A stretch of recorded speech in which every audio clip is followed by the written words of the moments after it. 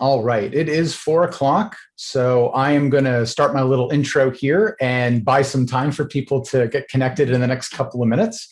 So welcome back, everybody. This is the first event in the SMU Physics Department Speaker Series for spring 2021, and our goal is to have roughly 13 of these events through the semester, so filling every week starting from today. And we're going to begin the series with a reboot of a theme from the fall. So our February series has a theme of probing the unknown. And that largely is because of the talks we're expecting over the next month that tie together very nicely under this theme. Now, in a moment, I'm going to hand things over to Professor Fred Olness to introduce our speaker for today, Professor Ahmed Ismail. But before we get started, just some basic reminders. We did this every time last fall, so this is a great chance to ignore me and go out and get some more tea or coffee or a snack. So for the audience connected on Zoom, you have the power to ask questions and interact with the speaker throughout, but we do keep the mics muted. So if you want to ask a question, just type the word speak into the chat window and I'll see it, or Fred will see it, and then we'll call on you at the next slide break. And if you want to ask questions at the end during the Q&A session, just type speak in there and we'll use that as kind of a speaker queue, and we'll call on you in the order we see you type speak into the chat.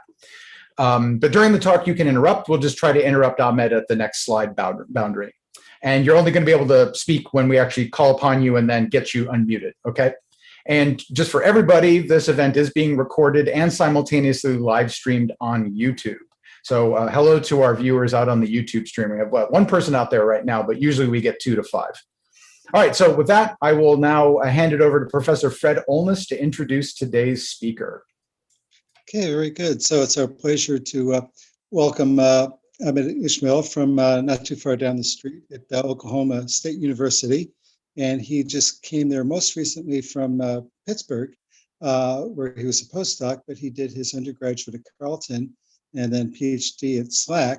And after stops at Argonne and Illinois, University of Illinois, Chicago. And so we're glad to have him virtually, but hopefully after the COVID, we'll have him down in person since he's a near neighbor of us. But he's going to be telling us about high intensity probes of physics beyond the standard model. So welcome, and it's good to have you. Thank you. Awesome. Fred and Steve, thank you very much for the introduction. It's a pleasure to be here, even if virtually. Yes, I'll tell you about high-intensity probes of physics beyond the standard model, touching on some work I've done in the last couple of years at experiments at a variety of different facilities.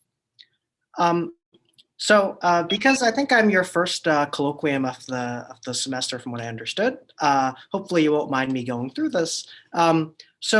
We have an understanding of many of the fundamental particles and forces in nature, with the exception of gravity. And it's pictured here on the left, the standard model.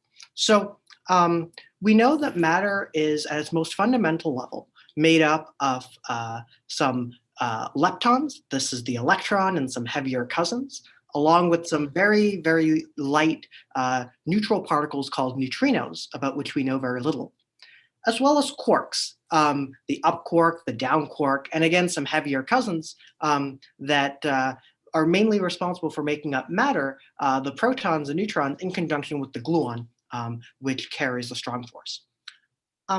There are a few different particles in the middle of this picture, and those are the carriers of the fundamental forces. Again, the standard model describes everything that we know of except for gravity. So the gluon carries and mediates the strong nuclear force. The photon mediates the electromagnetic force. And the W and Z bosons mediate the weak nuclear force. So for instance, this is what's responsible for radioactive beta decay. These particles are all tied together by the Higgs boson, which was necessary to write down to give a fundamentally consistent theory of massive particles. The standard model is the culmination of several decades of theoretical and experimental work. This ranges from the discovery of the gluon back in electron-positron collisions, and this is shown up at the top right, where 2 electrons come in, and you don't just get out quarks, but you also get out a third spray, which corresponds to the gluon. All the way down to 2012, where on the bottom here, you see a picture which shows the discovery of the Higgs boson by the ATLAS collaboration at the Large Hadron Collider. This having happened almost 10 years ago now, the discovery of the Higgs boson, in some sense, the picture of the Standard Model is complete.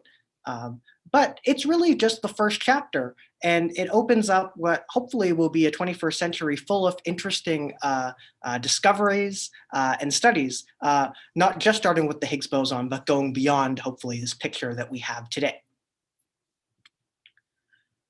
So while we understand the Standard Model as well as we thought we could have hoped for right now, the completion of the Standard Model with the discovery of the Higgs still leaves open questions. So I've enumerated some of them here on the right. The first question is the nature of the Higgs boson. So we've discovered the Higgs boson. We have some theoretical predictions for how the Higgs boson acts, how it talks to other particles, and we're currently in the process of measuring them. We don't know whether the Higgs boson has additional cousins. We don't know if it talks to every particle like we expect it to. The Standard Model also doesn't give us a particle that could make up the missing mass in the universe known as dark matter. We know that it must exist because of cosmological and astrophysical observations, but we don't have a candidate fundamental particle that could actually be making up the dark matter. Again, on the cosmological front, we don't know why there's more matter than antimatter in the universe. This is as basic a question as asking, why are we here? And the Standard Model doesn't give us a mechanism for that. And while the Standard Model shows the unification at some level of the electromagnetic and weak nuclear forces, we don't know whether there's some grander unification. Does the strong force also get linked to the other forces of nature at a higher scale? Could gravity at an even higher scale even be involved? Finally, I mentioned that we know very little about neutrinos. They have some of the tiniest masses we know about, and they're only barely detectable. Understanding the nature of neutrino masses is one more puzzle that the Standard Model doesn't answer, but more poses. Now, a lot of these questions can be answered in part by positing new particles or interactions. So I've put in red up here the general question that I'm consumed with most of my day, which is, are there new particles or forces beyond the Standard Model? Now, sometimes people introduce new particles to answer some of these questions, and sometimes we're interested in them just because they could possibly lie there, just beyond the frontier. In looking for new particles and forces, we can generically go in two different directions from the Standard Model. We can either look for particles which we may have missed before because they're very heavy. That involves looking at high energy for particles with higher masses than we could have produced so far. Again, E equals mc squared, so the more energy you have, the heavier of a particle you can produce at a collider. You can also imagine that you may not have observed the effect of an interaction because it's extremely weak. That motivates doing searches at high intensity.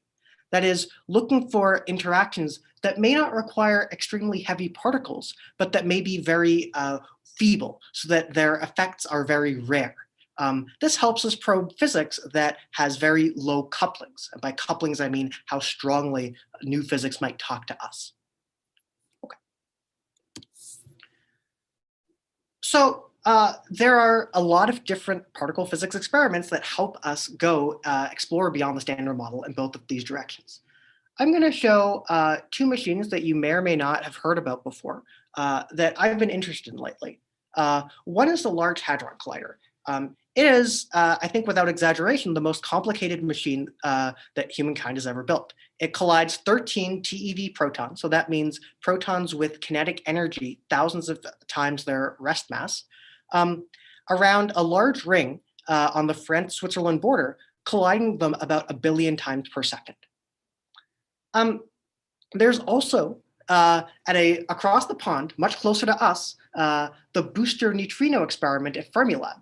And this is an experiment dedicated to looking for and observing the properties of neutrinos, as opposed to the Large Hadron Collider, which is used to make usually particles at the upper reaches of our energies.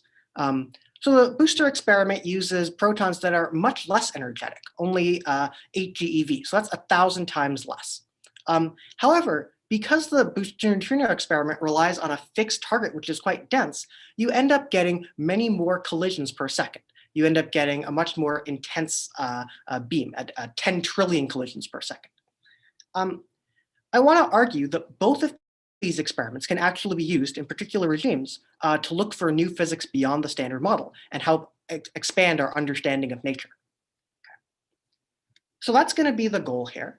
I'm going to tell you two main stories today. I'm going to tell you about using neutrino experiments, which were originally designed to explore neutrinos, some of those weakly interacting particles in our standard model, and use those experiments to look for new long-lived particles that lie totally perhaps outside of that picture I showed of what we know.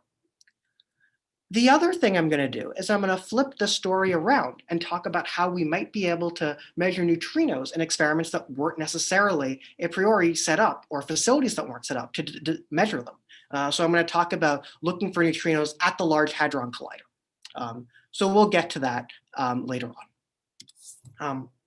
So let me start kind of generally by asking how, if we're looking for new particles, how we would imagine them. So as a theorist, I'm often writing down theories of new particles and making predictions for my experimental friends about how they might go look for those new particles. Perhaps the most simple thing you can do is you can take one of these boxes of new particles and you can imagine just adding something new to it. That is to say, you can add, say, a new particle here in this quark box, say a capital B, that would be maybe be a cousin of this little b, the bottom quark. This would be called a bottom quark partner.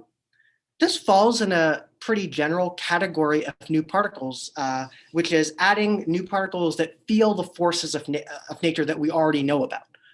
So the quarks feel the strong force, they feel electromagnetism, they feel the weak force, and if you add a new particle in this box, then it'll feel all the same forces. One benefit of that is that we know very well how to make such new particles. The protons are held together by gluons, and so at the LHC, when we smash two protons together, we can actually get interactions where the two gluons inside collide through this pictorial interaction known as the Feynman diagram, producing these new particles, if those new particles talk to the strong force. If they do, then maybe they would then decay, be produced like this at the LHC, and then decay into particles that we can further detect. The good thing about this is that we have a pretty robust prediction for how many of these we would produce at the Large Hadron Collider. The flip side of that is that we've also looked for them at the Large Hadron Collider. So the ATLAS collaboration at the LHC has published limits on such particles. So these are, for the aficionados, these are vector-like quarks, I believe. And the theory prediction for the production cross-section of these new particles as a function of mass is shown as this red line with a little window around it. And the limit on how many particles could have been produced at a given mass, given what the experiment saw, is shown in black. And where they cross is telling you that these new particles can't exist unless they're at least as heavy as 13 or 1400 GeV, which is several times the mass of any of the particles shown in this picture of the standard model particles we know. So that's one possibility, that new particles feel the existing forces of nature. Another possibility is that they don't. One thing I'm particularly interested in is that there are new particles that don't feel any of the forces of the standard model. So they don't feel the strong force, they don't feel electromagnetism, they don't feel the weak force. They might still feel gravity, but that's extremely weak. These particles are collectively termed hidden sectors, and they're a lot harder to look for. Generally, if hidden sectors interact with us only gravitationally, then they're extremely hard to look for, and we have to look for other probes. Another possibility is that there's a hidden sector that doesn't talk to the standard model directly, but only communicates through some new particle called a mediator. So again, the idea here is that if there are new particles beyond the standard model that don't talk to the standard model forces, they might only communicate through a new force carrier known as a new mediator. Okay. If you've ever heard of any of the words here on the bottom left, you've heard about a hidden sector. So dark scalars, dark photons, heavy neutral leptons, and axion-like particles are all examples of mediators that could bridge the gap between hidden sectors, which could include particles that could help us understand dark matter, for instance, that could help us understand other anomalies in the standard model. And they connect those sectors to the standard model that we know and love. Okay? So that's the general idea behind a hidden sector. From a theoretical perspective, hidden sectors are useful.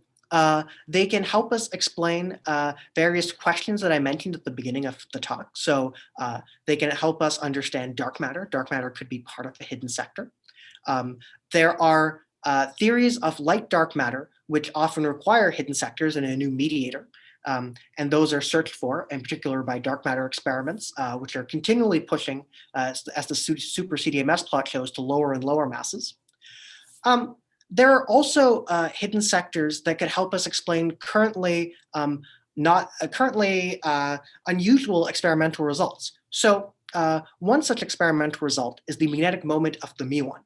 The muon is a charged particle that spins, so it's got a magnetic moment, just like any charge that moves in a circle. We measure this magnetic moment extremely precisely at the 10 to the minus 9 or 10 or 11 level. We also have extremely refined theoretical predictions for how strong that magnetic moment should be, taking into account quantum corrections. It turns out that the theoretical predictions and the experimental measurement disagree at the level of a few standard deviations. And that leads to an interesting question, is there new physics that could resolve this discrepancy? And so theorists have been hard at work, and hopefully the muon G-2 experiment at Fermilab will shed some more light on the story later this year. But hidden sectors can help explain these types of results. Okay. So if you have a hidden sector, that is some new sector of particles that does not talk to the standard model directly, but only communicates through some new mediator, you might ask, how can you look for the new particles? Well, the easiest one to look for is the mediator, because that's the only particle that directly talks to the standard model. And when you're making an experiment, you usually work with matter you have, so you often work, at least with terrestrial experiments, with standard model stuff to begin with. So one of the main things we do in looking for hidden sectors is we start with the standard model, and we use the interaction between the standard model and the mediator to make the mediator. So we're producing the mediator through a small coupling between it with the standard model. Then we imagine that the mediator then proceeds to interact in some way. Either it decays back to the standard model, and that would give us some signature, say it might decay to like electrons, and we can look for those. Or it could decay to some new states, right? Because the mediator talks on both sides. It also talks to the hidden sector. If the mediator then goes and decays to the hidden state, then we can maybe look for, say, dark matter scattering. One thing that's worth keeping in mind is that when you produce a mediator particle, the time it takes to decay, its typical lifetime, depends on how strongly it talks to both the standard model and to the hidden sector. The more strongly it talks to either of these sectors, the more easy it is for that particle to decay, and the shorter it lives as a consequence. So because I don't want to give too much complications and talk about all sorts of different hidden sector models, I'll focus on a simple one for most of the talk here. This involves a so-called dark scalar, or dark Higgs. You can think of this as some new particle, which I often label S, that has some small interaction with the Higgs boson of the standard model. So if you want to talk about it in terms of a term in a Lagrangian, there's a term which couples the scalar to the Higgs field. Effectively, what results from this is that there's some small mixing between the new state, the S, and the Higgs boson. And that means that if you just go back to your undergrad quantum mechanics and you calculate how the S state would evolve with time, at some level, it can become a Higgs effectively with amplitude proportional to some mixing angle, which I'll just call sine theta. Now, if these couplings are large, then you get some significant mixing, and that would result in experimental effects that we would have observed already. So what's shown here is a plot of the scalar mass on the horizontal axis versus the scalar mixing with the Higgs boson. The shaded regions show current constraints on the mixing angle as a function of the mass. You'll notice that the vertical axis goes down quite far. This is a general statement when talking about new hidden sectors that and mediators that could have masses at the giga-electron-volt scale or below. Typically, the large couplings the large mixings are quite well constrained, and so we're looking down here these days. We're looking at very low mixings. Okay. Again, remember that the less a particle talks to the standard model in the hidden sector as a mediator, the less it is able to decay, and consequently, the longer it lives. That means that the current state of affairs in looking for these types of mediators that could talk between hidden sectors and us is that the lifetime frontier. It's in looking for long-lived particles. This is a plot showing, again, it's a function of mixing angle and scalar mass, the lifetime of a particle. Now, in particle physics, everything we produce is usually relativistic. So I convert every lifetime in seconds to a distance in meters just by using the speed of light. This is our sense of how far a particle, a mediator particle would travel when produced, say, from the standard model experiment that you start with, okay?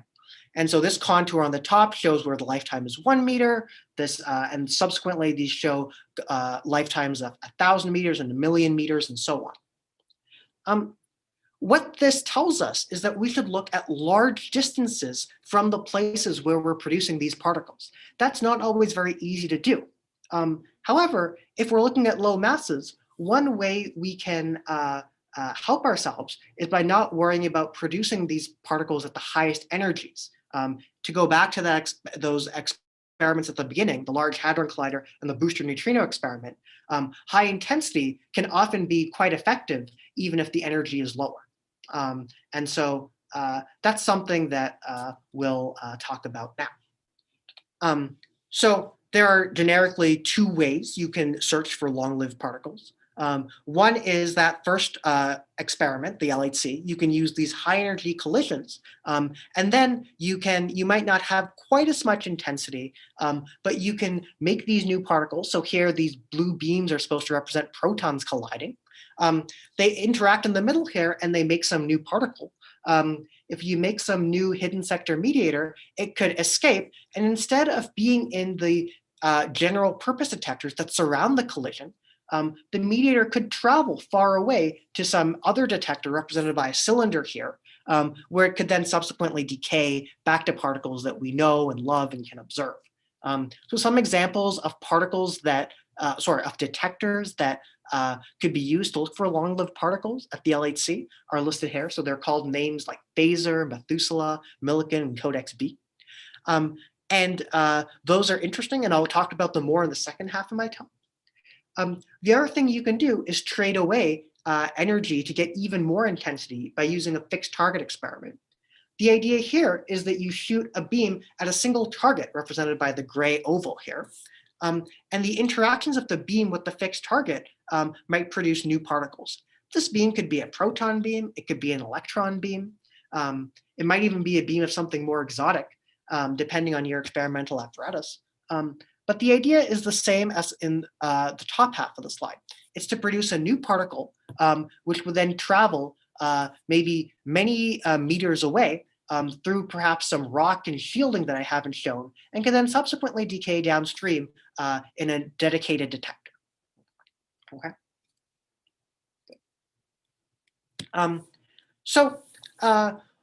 One canonical example of these so-called fixed target experiments is actually provided by neutrino experiments. And so what I want to talk about now for the next little while is how these kinds of beams or fixed target experiments are produced every time we make an experiment that's designed to see neutrinos. And so we can repurpose any neutrino experiment in order to look for long-lived particles. Okay. So what I'm showing here is the anatomy of a typical accelerator-based neutrino experiment. What comes in as a proton beam, and it strikes a target. The interactions of the protons with the target produce particles known as pions and kaons. Those pions and kaons decay to neutrinos. There's a magnetic field to focus them, but then they decay in this blue volume to muons, to neutrinos, and those end up going into this square here at the end, which is a rock and a beam absorber, which absorbs most of the particles that aren't neutrinos. Neutrinos interact extremely weakly, and so they can pass through this absorber without basically unchecked. The idea behind repurposing this experiment is that if in this proton beam collision you produce some new particle, just like I showed here, this new mediator, you might imagine that it could also go through the rock and the beam absorber. The idea being that new particles that we currently are exploring, new hidden sectors at the GeV scale or below, could generically are expected to have very, very weak interactions. That is, they don't really like to talk to the rock. They'll go right through it. This has started a program of using these experiments to look for new exotic particles, not just neutrinos. Okay.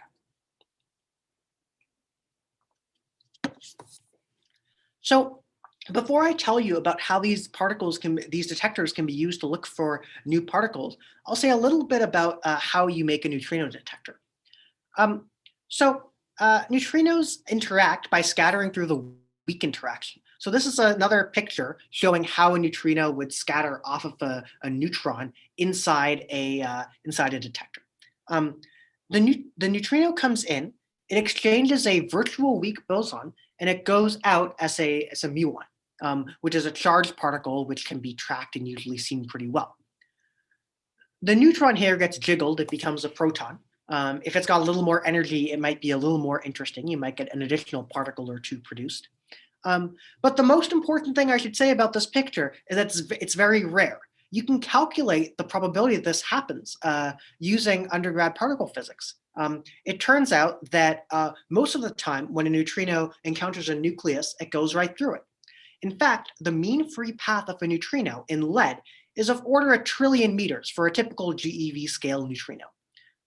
That means that a neutrino detector that aims to stop neutrinos, or at least see them interacting, has to be quite heavy. It also has to be quite sensitive in order to see the recoiling muon. For comparison, if you just shoot a standard particle, a more strongly interacting particle like a proton at lead, it only goes about 10 centimeters before bouncing off of something. So neutrinos are extremely hard to see. And that means that the neutrino detectors that we have to use to look for them have to be quite sensitive, and that encourages their use for looking for other particles that interact very weakly. Now, neutrino detector technology has come some way. On the left is a picture of Super-Kamiokande, which is a Water Cerenkov detector. I believe this is a picture from 1996 from the first phase of Super-K. This is just a big tank of water lined with photomultiplier tubes. And what happens is when a neutrino comes in and scatters, it produces, say, an electron or perhaps a muon that then is traveling faster than the speed of light in water. That means that the electron emits Cherenkov radiation in a cone, and that ends up getting picked up by the outside photomultiplier tubes. Okay. Now, this is great to be able to see that something happened. But in terms of pinpointing exactly where inside it happened, it's a little more fuzzy. You can try, but you don't have quite as good resolution as the latest and greatest detectors today. So on the right is an event display from the MicroBoon experiment at Fermilab, one of the detectors placed in front of that booster beam I showed at the start. The MicroBoon detector is a liquid argon detector, which has millimeter level spatial resolution. That means that instead of just looking on the outside for energy deposited, you can really see these individual tracks. And you can see that what's happened here is this vertex starting is from a neutrino coming in, a nucleus recoils and doesn't go too far, but then a muon comes through, and that's that long track going across before the muon eventually itself decays. So the level of resolution here is really letting you do sort of precision event-by-event studies, and this is something that you can use to look for new particles that aren't necessarily neutrinos. So I'll tell you a little bit about the MicroBoon detector and the whole complex around it now, before going into just some estimates that we did for projections for how well they could do. The Short Baseline Neutrino program is sort of being installed / commissioned / running depending on which detector you are currently at Fermilab. So the idea is that these 8 GeV protons come in and strike a target here on the right of this figure. And then any neutrinos that aren't that go through the rock here that's not shown can interact in any of these 3 detectors. So there's the SBN near detector, which I call SBND. There's MicroBoon, which is already up and running, and then there's the far detector, which is Icarus, which was formerly at Gran Sasso. This is if you have been to Fermilab, I usually sit here on the 3rd floor, and what you can do is look for neutrino interactions with any of these detectors. And the hope is that over the next several years, these will have a lot of neutrino events that will advance our understanding of neutrinos. Now, I would be remiss in not mentioning that the main purpose, of course, of these experiments is to study neutrinos. Most notably, there was a previous experiment, the mini-boon experiment, on the same booster line that saw an excess of events, which led us to think that there might be some new physics that we don't know about in the neutrino sector. So one of the main goals of these experiments is to look for new physics in the neutrino sector to try to confirm or refute the mini-boon result. But at the same time, I hope to argue to you that these experiments can also be used to look for new particles. I should say that there are also, these detectors are placed somewhat strategically. There are other beamlines of neutrinos at Fermilab. So the blue arrow here shows the neutrinos at the main injector beam, which is somewhat more energetic and is used for the NOVA experiment and previously the MINOS experiment. These detectors are actually pretty close to the line of the NUMI beam, and so you can actually get some off-axis production at the MicroBoon detector, for instance, in Icarus, from the NUMI beam. And that actually ends up being useful as well in trying to produce not only neutrinos, but new particles. So what we tried to do is to estimate how well these neutrino experiments could observe or be sensitive to some new hidden sector states. And we were concentrating again on this just minimal model of a new scalar particle that mixes with the Higgs boson. So what we did was we went to our neutrino friends and we asked them how we could simulate the kaons that are produced in the collisions of the protons with the target. We got some phase space distribution that's shown at the top left in terms of the momentum and the angle at which the kaon is produced relative to the initial protons that come in. Then we calculate in our model what the likelihood is of the kaon decaying to this new state. So the kaon decay width, or the fraction of the time the kaon decays to a new state, is given by this formula here. You'll notice crucially that it depends on the mixing between the scalar and the us, and the standard model. This is just the coupling of the mediator to the standard model. Finally, we ask about the probability that the scalar, if it is produced in a kaon decay, decays in a neutrino detector. So it's very much like setting up a neutrino experiment. You're producing a meson, in this case, a kaon, that decays to some light, weakly interacting particle. Here it's not a neutrino, it's this particle S. And then we wait for the S to interact in the detector. Here it's decaying in the detector. We imagine it decaying to some standard model states here, electrons or muons or maybe pions. There are other complementary searches where the scalar could decay to some hidden sector state, some dark matter particle. Because we're looking for some new state, there's also background that we have to worry about. And now it's interesting that the neutrino events that the experiments typically want to look for are now the background to what we want to look for. Here's an example of a background event to one of those scalars being produced. Sometimes a neutrino comes in and it produces a muon, but it's got just enough energy to excite the nucleus a little more, so it kicks out a pion as well, which is another charged particle. It turns out that it's not that easy to discriminate a muon from a pion at these detectors, at least charged ones. And so it's possible that you could see both the muon and the pion as muons. And that would mimic a particle that came in and decayed to two muons. Because if you see one muon and one pion and you think it's two muons, well, you might think that's a possible decay mode of a scalar. Okay. So what we do is we apply some kinematic cuts, and this will be familiar for anyone who's done collider physics, to try to discriminate the new particle events from background events coming from neutrino scattering. Some examples of this are using energy and momentum conservation to ask if the particles that we see, the muons that we see, could have come from the decay of a single particle at a fixed mass. We would expect some mass peak shown at the top. We can also ask if, when we use our momentum conservation, whether the particle that decayed to two muons that we see in a detector possibly looks like it came from the right direction. Did it come from the direction of the target? Generally, if you have this neutrino scattering event, that's not the case. If you just try to misreconstruct a particle from this muon and this pion. So when all is said and done, we get some expected projection for how well we can probe a hidden sector model, in this case, this dark scalar model, with several years of running. So this is hopefully something that will be doable by the end of the 2020s.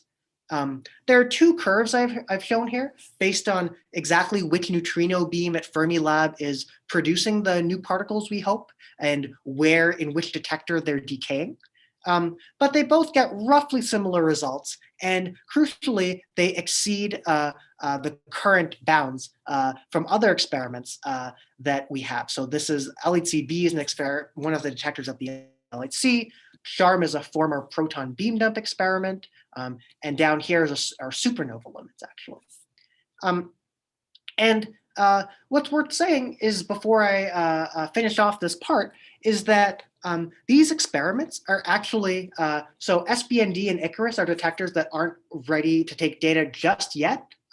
However, there's another detector, the MicroBoon detector, that is, and you've actually already seen an event display from it before.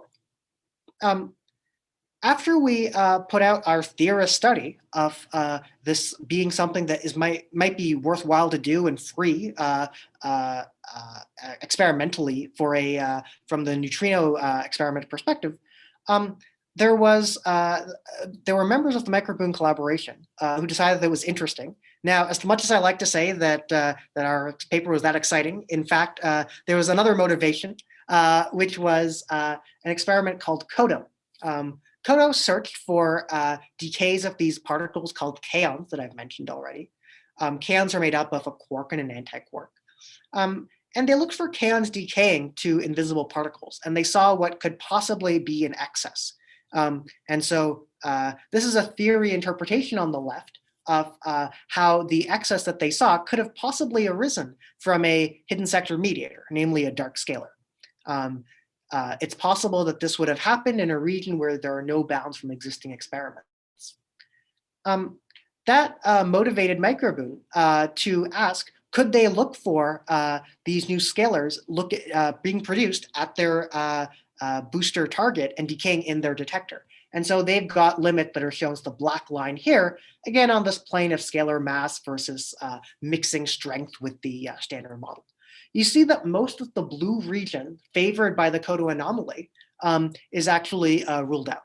Now, from what I understand, the favored region for CODEX has gone down since their publication, so maybe watch this space. But I think it's worth saying that these are things that you can already do with the data you have, and these limits will just get more and more sensitive and will probe new models even further.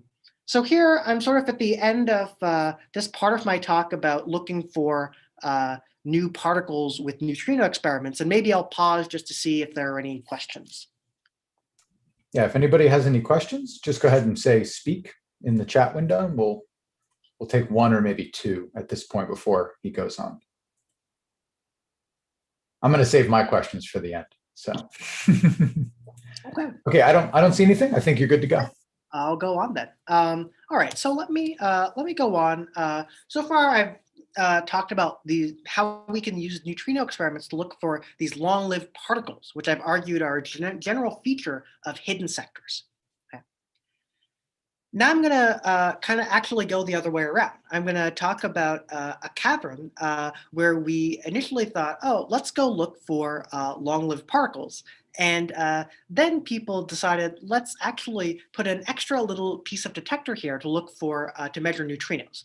In particular, this is going to be used to measure neutrinos at the Large Hadron Collider, which is something that, to my understanding, hasn't been done before directly. And so we're kind of excited about this. Okay.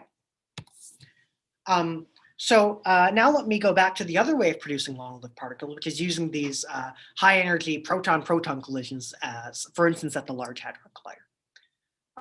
So here's a picture on the right of the Large Hadron Collider. Again, it straddles the French-Swiss border. There are protons circulating in this very large ring, and then at various points they're brought together to collide.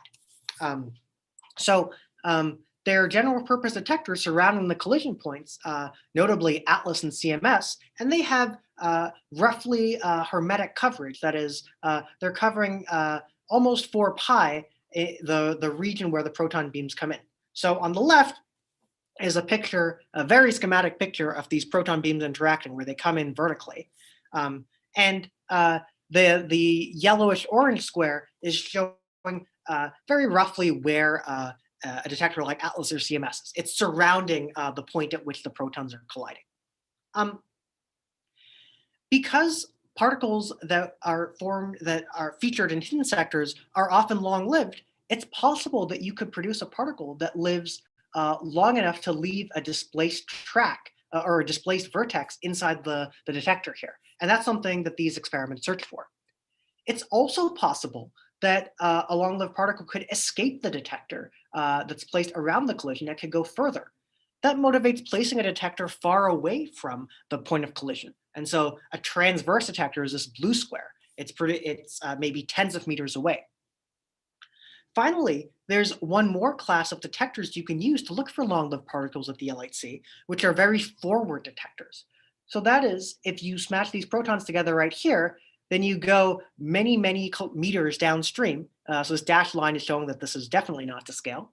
If you place another detector down here in the line of sight of where the protons would have collided, you might look for collisions, the products of collisions that went out in the very far forward direction along the beam line.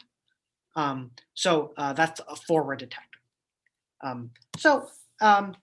Generally, the reason you are interested in looking in the forward region is because the typical angle of deflection when two protons collide and make something new depends on the mass scale of the new particle divided by the energy scale of the collision. So if the protons are colliding at tera electron volt energies, and they're making, say, a pion or a kaon, something that's at a GeV type of mass, then the typical angle of deflection is a giga electron volt divided by a tera electron volt. That's 10 to the minus 3 in radians. So you expect that there are a lot of particles produced in the far forward direction that come out completely vertically. And that's what motivates using these forward detectors. They're quite good at seeing light particles. Whereas detectors that are placed right around the point of collision are very good at looking for heavier particles. And transverse detectors are somewhere in between. They help you look for slightly longer lifetimes at some cost and mass and geometric acceptance. So here's one more plot showing the landscape of LHC long-lived particle detectors. From left to right, we're going in increasing lifetimes. So on the left is a plot of a long-lived particle search at CMS, which surrounds the area where protons collide.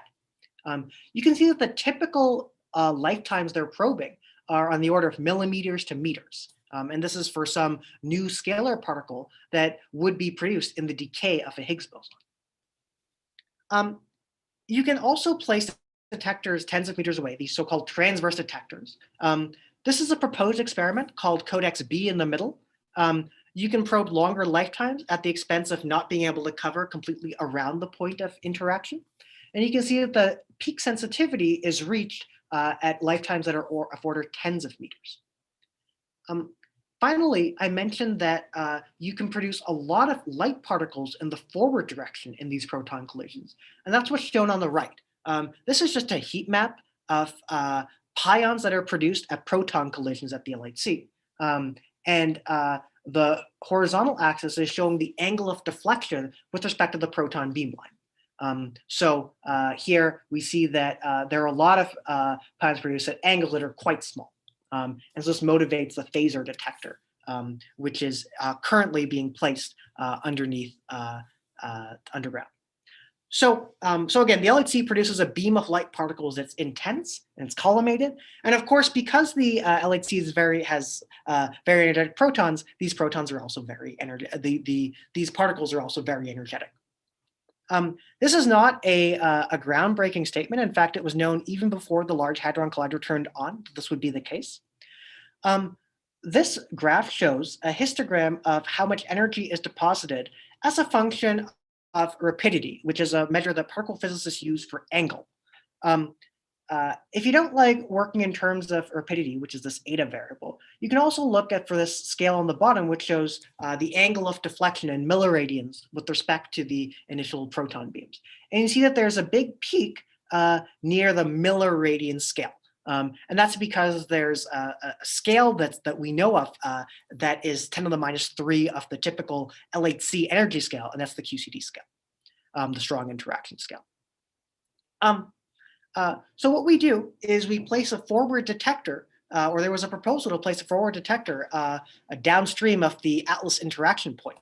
This is the phaser detector. It is going to be placed half a kilometer downstream. It's going to start taking data in run 3. It's approved, and my understanding is that it's currently being installed and assembled. The idea is that you have protons colliding. The proton collisions might produce some beam of light particles. If they're very weakly interacting, like those hidden sector particles that I mentioned, they can go through a lot of rock in between the interaction point and the phaser detector. Then the particles would hopefully decay inside this red region. You could track them with these tracking stations, and then they would maybe dump their energy into this calorimeter at the very end. That's the main point of the phaser long-lived particle detector. Even though it hasn't come online yet, there have already been studies of long-lived particle searches that you could do with phaser. They often concentrate on particles that feature in hidden sectors. So axion-like particles are one of those types of mediators between the standard model and a new hidden sector. And this phaser curve here shows in terms of this coupling between the axions and the photons and the mass of this axion-like particle, how well an experiment like phaser could probe this type of hidden sector.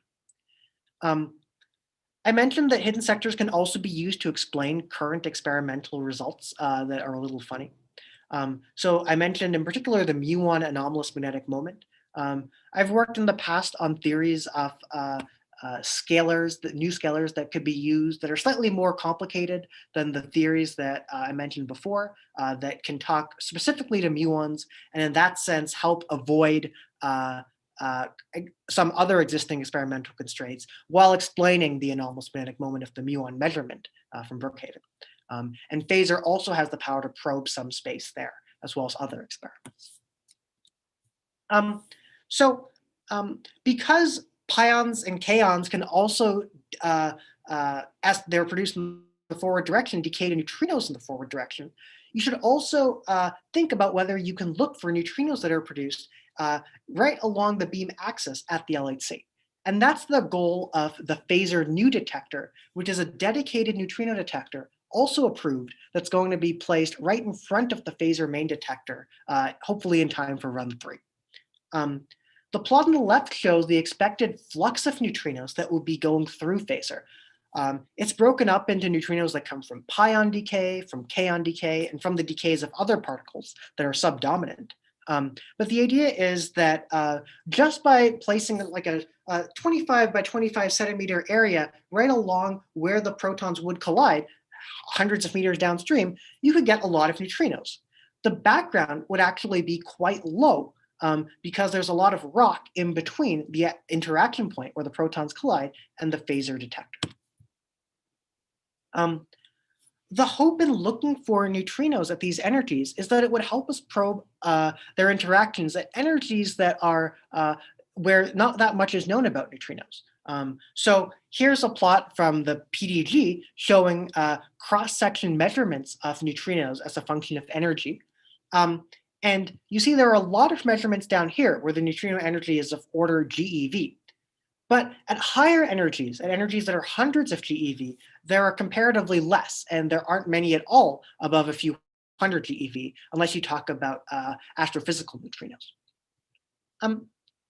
Neutrino scattering at these high energies is what's known as deep inelastic scattering. So at very high energies, at hundreds of GeV of neutrino energy, the neutrinos can interact a little more roughly, say, than at the experiments that I mentioned before, than a booster. They again interact by exchanging a weak boson, creating an electron or a muon or maybe another neutrino. But when they kick the nucleus, they can produce a very noisy result. So that's what's labeled just as X here. I mean, it might just be a nucleus, but you have enough energy in the collision to also produce new particles as well.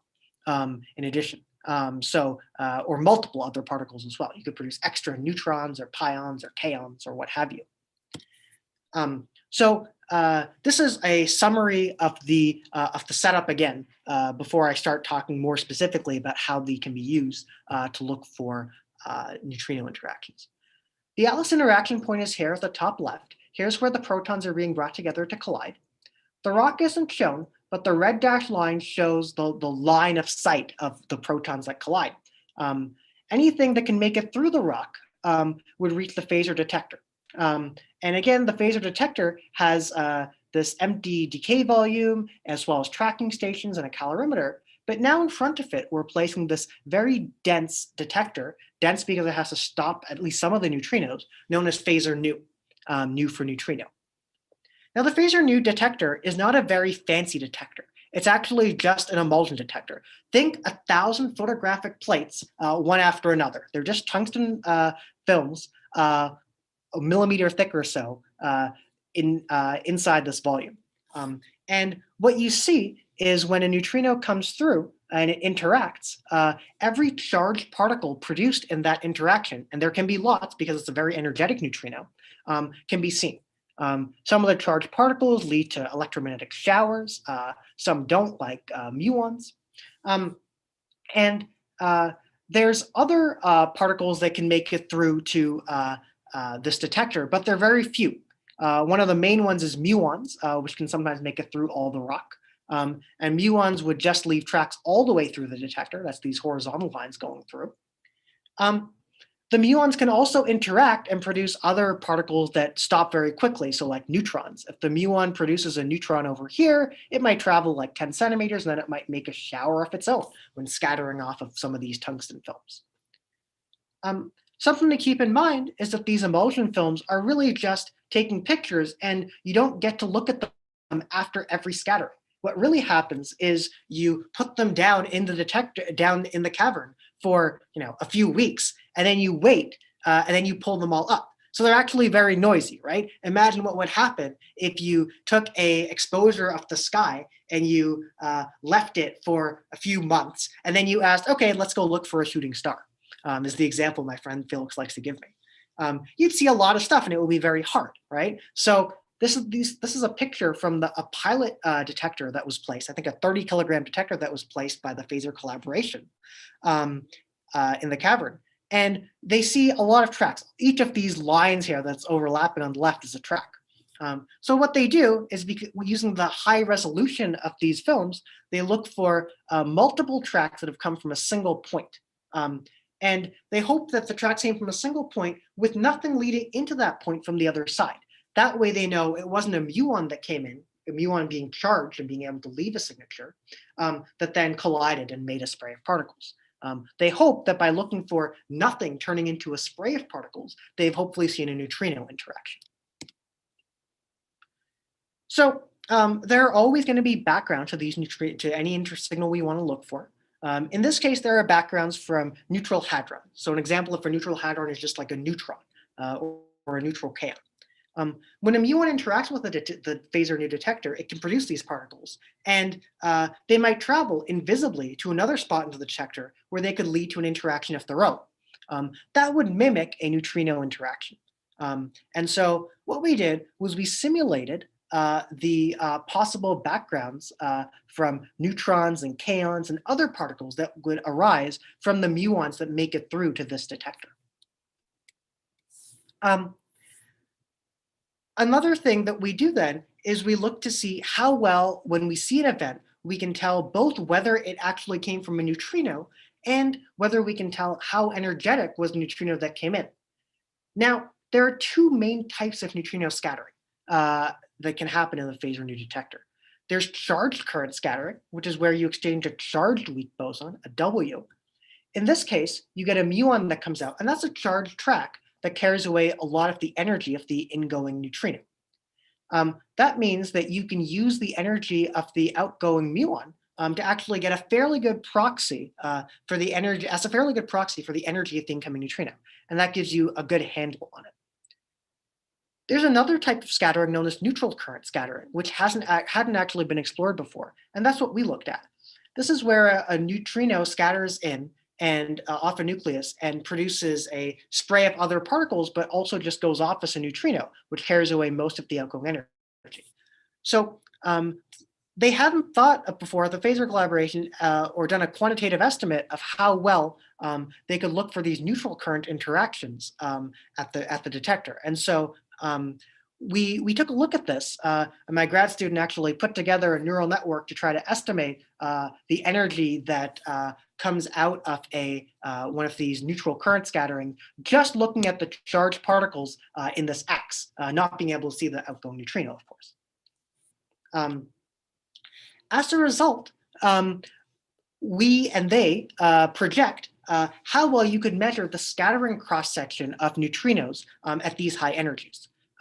So again, the takeaway is that you're measuring neutrino cross-sections at energies where there are precious few measurements. Again, there are astrophysical measurements like from IceCube at higher energies, but most of the terrestrial experiments are at much lower energies. But it's also cool in the sense that neutrinos are always thought of as something in the big general purpose detectors of the LHC, something that goes right through them. They're known as missing energy. Here's an example of a way where you can actually look for those neutrinos and detect them directly. So we think that's kind of exciting, and we hope that this happens when the FASER and FASERnu detectors are placed down in the cavern in for run 3. Finally, you can use these measurements to test new interactions beyond the standard model that could happen. So here's a picture, an effective interaction where a neutrino is scattering off of, say, an up or a down quark. And we can actually get limits shown in red on these interactions that are stronger than some other limits, partially because of the high energies with which our neutrinos are scattering in comparison to other previous experiments. So let me just close in the last couple minutes by saying where we can go from here, having shown these two general features of general ways of looking for new particles at these at high intensity experiments. The first is using this advanced detector technology in the Fermilab Short Baseline Neutrino detector. So the liquid argon gives you actually not only good spatial resolution, but also very good time resolution. And you can actually just use a concept from special relativity. The neutrinos are essentially massless. They travel at basically the speed of light. But if you make any new particle, it would travel slower. And so you actually have enough of a delay where you could see the timing distribution of new long-lived particles being produced, the red distribution, as being delayed from the blue distribution, the neutrinos. So you might look for that. That's something that's worth thinking about. There are also future neutrino facilities that can also be used as whose detectors can also be used to look for hidden sectors as well. These can be used not just to look for the mediators, as I've talked about today, but also to look for dark matter. So here's an example of a study by some folks at Fermilab talking about that. In the second part of my talk, I mentioned the use of forward physics detectors at the LHC, in particular the FASER and FASERnu detectors. There are currently initial proposals to expand the cavern in which FASERnu and FASER will be located for a proposed forward physics facility. This would give more space and allow you to study a lot more new physics. So you might put a bigger dedicated neutrino detector, a bigger dedicated long-lived particle detector, known as FASERnu 2 and FASER 2. But you can also produce or put in maybe detectors that would have other features or technologies that you could use to look for other beyond the standard model physics. So this is a Miller charge particle detector in purple, looking for particles that have very, very small charge, less than the charge of an electron, actually. And finally, I'll say that these forward detectors can actually be used not just to look for physics beyond the standard model, but to measure some standard model parameters that we actually don't know that much about. For instance, probing the composition of the proton, how much in particular charm quark is inside the proton, is something that can be helped with neutrino scattering. This study shows a wide range of events of how many events you expect based on the charm composition of the proton. This would give complementarity with other experiments that would also help probe the parton distribution functions. You also just have questions about how much, what are our models of forward hadronic production? When a proton comes through it, how much stuff does it produce in front of it? And so this has relevance outside of straight collider physics, for instance, in cosmic ray physics. So this is a plot from the Auger observatory. Okay, so that's basically it. I hope I've excited you a little bit about high intensity probes of new physics. These range from dedicated fixed target experiments that are used to look for neutrinos to upcoming detectors at the LHC that look in the forward region to benefit from the high intensity there. Many current, upcoming, and proposed experiments are going to continue to probe these new theories beyond the standard model. So I encourage you to watch this space. Thank you very much. Okay, no, thank you very much. And we'll see if we can give you just a little applause here.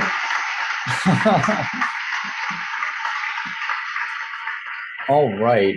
It is time for the Q&A. I think we got time for a couple of questions at the very least. I see Tim Hobbs would like to speak. So Tim, let me get you, there you go. You should be able to unmute now.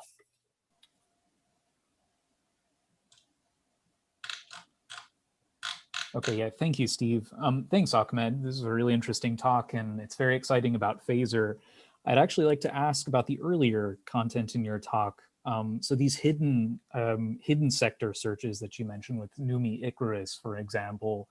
I was wondering, could you say a little bit more, how much of this is really dependent on the details of the neutrino spectrum, for instance? You mentioned one of the backgrounds being with pion production.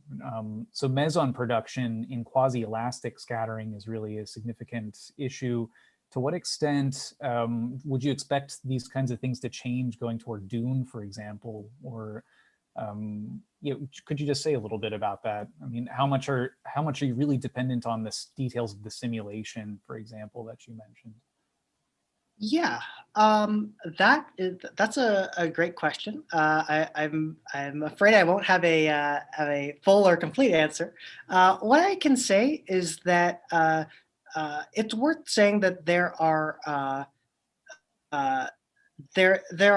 I guess two effects here that we should care about, right? One is, as you say, these backgrounds, right?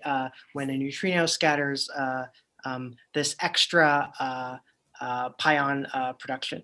The other effect, which is maybe slightly higher order, is could these pions themselves then also give you some additional source of production, both of, mainly of these hidden sector particles? I would say that there are some ways to mitigate the uncertainties coming from this. So, I agree with the statement that there are big uncertainties on these backgrounds. The limits that I showed took some assumptions that I would personally consider to be somewhat conservative, though I'm not an expert. So, for instance, we assumed that muons and pions could not be discriminated between at all. As soon as you can start to improve on that, even a little bit, that would significantly help decrease the background. So here, for instance, this background has a muon and a pion. And in the signal, there are two muons or two pions. There's also a recoiling nucleus here that has to be soft enough that it wouldn't get seen. We tried to talk with our some of the experimentalists and asks how well could you actually at what threshold will you not be able to see a recoiling nucleus? And so, for instance, we vetoed events with background events with energetic protons above, like, I think 30 MeV or so, but not energetic neutrons. And so those are also avenues that would help. I'd say that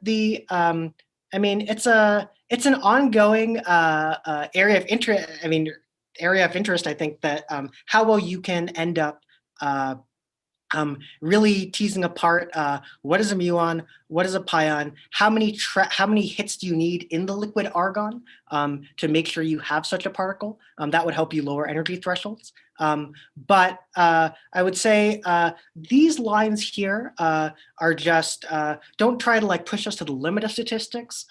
So, on a log plot, I don't expect them to change a whole lot. But again, it's a very interesting question and one I don't have a full answer to. All right, Tim, did you want to ask a follow-up, or are you good?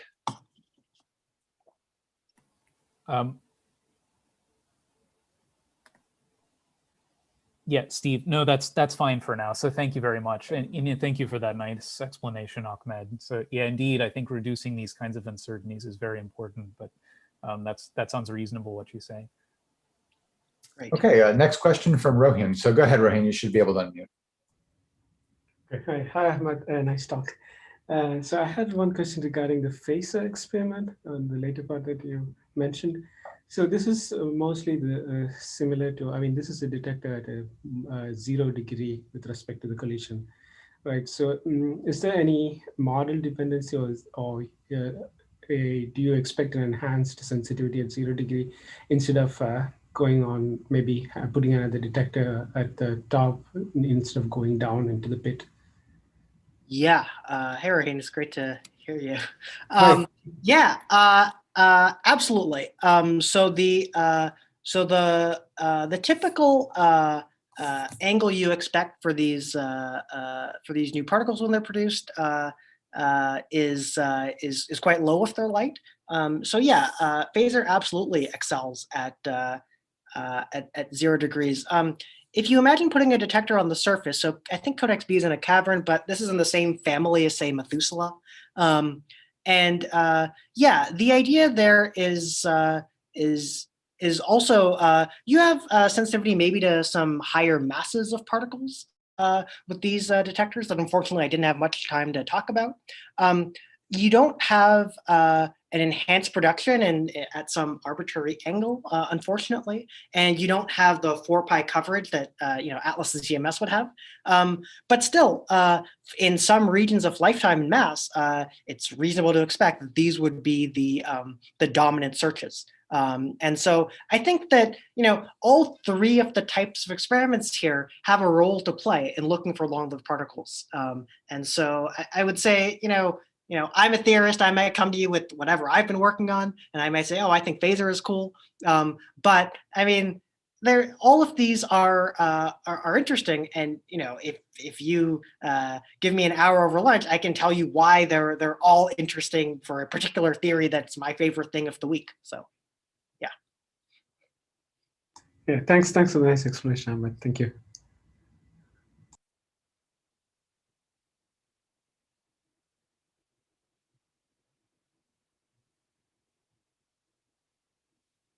Let's all hope for a post-pandemic situation where we can invite you for a lunch for exactly that purpose, Ahmed. So, all right, last question will come from Pavel. Why did I lose? There we go. Okay, Pavel, you should be okay to unmute now. All right. Well, Ahmed, thank you so much. This is a very interesting talk, and clearly there is lots of interest related to the search for the dark sector. You mentioned at the very last slide about the FASER experiment that clearly we need to have theory predictions. And now this region where the FASER experiment will be sensitive is really an unconstrained region. And so in the sense that, like, for example, the C+B production in the Ford region is a very challenging problem in QCD. So the question to you is, what kind of theory do you need to exclude certain new physics scenarios? So like again, imagine there can be false positives, false negatives. How do you control for that in this kind of experiment? Yeah, I mean that's another question which I'm not going to have a good answer to. I think that I think you're right that there's a in fact I think one of the points of this paper was that there's a degeneracy in fact between thinking that there is some new physics in the neutrino sector and just having some mismodeling of the heavy flavor production. I mean, I think that maybe the best I can hope for, to my knowledge, is that other experiments, the Electron Ion Collider, for instance, would help us to nail down these uncertainties, sort of in conjunction, of course, with theory work that will guide it and lower the uncertainties. But yeah, I mean, generically, yeah, it's a hard problem. Well, the question again is that indeed, as you say, you measure both the QCD of the standard model and new physics using the same detector in this case. Is there a way around it? Is there, well,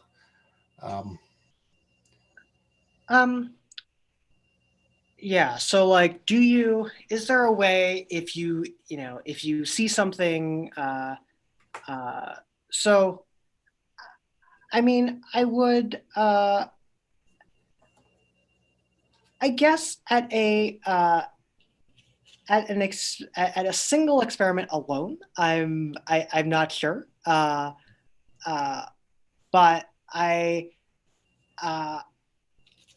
I mean, I guess I would hope that if one had if you have scattering with neutrinos versus electrons, hopefully you get some complementarity that lets you nail down the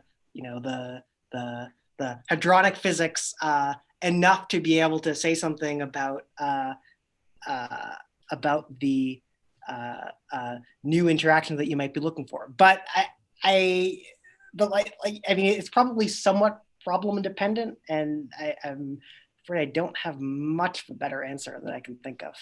Yeah, well, yeah. So the reason I'm asking, obviously, we discussed this precisely this experiment as a part of the work in the SNOMAS study.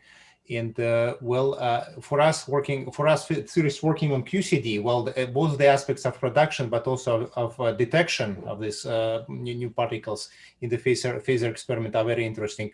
And what would be very useful for us is to have some physics benchmarks or targets that would really help you to distinguish between the models. And so I understand, obviously, this is a very, very complex problem, but again, maybe you can start thinking about it, and obviously I would welcome you to participate in our study. Yeah, that would be great. Maybe we can actually talk. That would be interesting. Okay, well, thank you. Okay, well, on that note, which is a nice forward-looking open questions kind of note to end on. Ahmed, I want to thank you on behalf of the department for kicking us off this this season with a very nice talk at the beginning here. And with that, I think we'll go ahead and close out the event. So thank you very much, Ahmed. Thank you. Thank you very much. Appreciate it. We'll hope to catch up with you in person soon. Yeah.